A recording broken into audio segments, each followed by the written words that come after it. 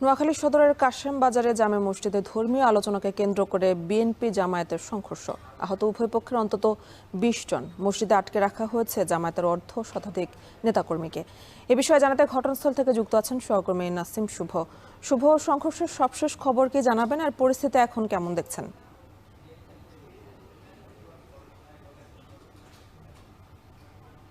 এই পরিস্থিতি কিন্তু এখনো স্বাভাবিক হয়নি। যেটি আমরা এখানে এসে জানতে পেরেছি সেটি হচ্ছে গতকালই কিন্তু এখানে জামাত এবং বিএনপির নেতাকর্মীদের মধ্যে মসজিদে জামাতের যে দারসুল কোরআন সেটিকে কেন্দ্র করে বাকবিতণ্ডা হয় এবং তারই জের ধরে কিন্তু আজ একই মসজিদে একই জায়গায় অর্থাৎ নোয়াখালী সদর উপজেলার নেয়াজপুরের যে কাশেম বাজার জামে মসজিদ সেখানে কিন্তু আজকে জামাত এবং শিবির তাদের দারসুল কোরআনের পূর্ব নির্ধারিত যে কর্মসূচি সেটি দেয় এবং সেটি নিয়ে কিন্তু সকাল থেকে এই এলাকায় আহ যে উত্তপ্ত ছিল।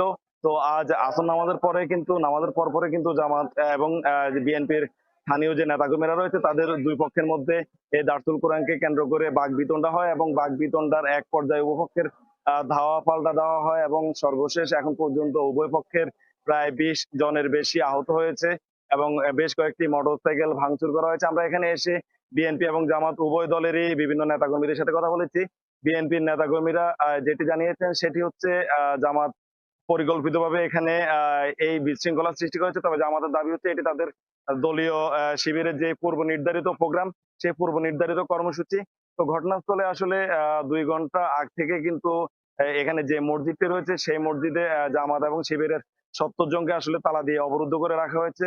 পরিস্থিতি নিয়ন্ত্রণে ঘটনাস্থলে পুলিশের একাধিক টিম, ডিবি এবং সেনাবাহিনীর সদস্যরা উপস্থিত হয়েছেন। সেনাবাহিনীর সদস্যরা প্রথমে এসে একবার চলে গেল, পরে কিছুক্ষণ আগে আবার এসেছেন এবং বিএনপির নেতাকর্মী যারা তখন মসজিদের সামনে গিয়ে বিভিন্ন স্লোগান দিচ্ছিলেন, বিক্ষোভ করছিলেন, তাদেরকে কিন্তু একপাশে সরিয়ে দেওয়া হয়েছে এবং পরিস্থিতি স্বাভাবিক করার চেষ্টা করা হচ্ছে। এবং সেনাবাহিনীর পক্ষ থেকে আমাদেরকে জানানো হয়েছে দুই পক্ষের সাথে কথা বলে পরিস্থিতি স্বাভাবিক করে আসলে যারা এখন পর্যন্ত প্রায় ৫০-এর বেশি অবরুদ্ধ রয়েছেন তালাবদ্ধ, তাদেরকে এখান থেকে নিরাপদে সরিয়ে নেওয়া, পাশাপাশি বিএনপির যে সকল নেতাকর্মীরা এখানে এতক্ষণ স্লোগান দিচ্ছিলেন তাদেরকে পরিস্থিতি শান্ত করার জন্য সেনাবাহিনী এবং পুলিশের পক্ষ থেকে চেষ্টা করা হচ্ছে। তো এই ছিল আসলে নোয়াখালীর যে সদর উপজেলার কাশেম বাজার, সেখান থেকে আমার কাছে এখন অব্দি সব শেষ। নোয়াখালীতে বিএনপি জামায়াতের সংঘর্ষের খবর জানাছিলেন সহকর্মী নাসিম শুভ।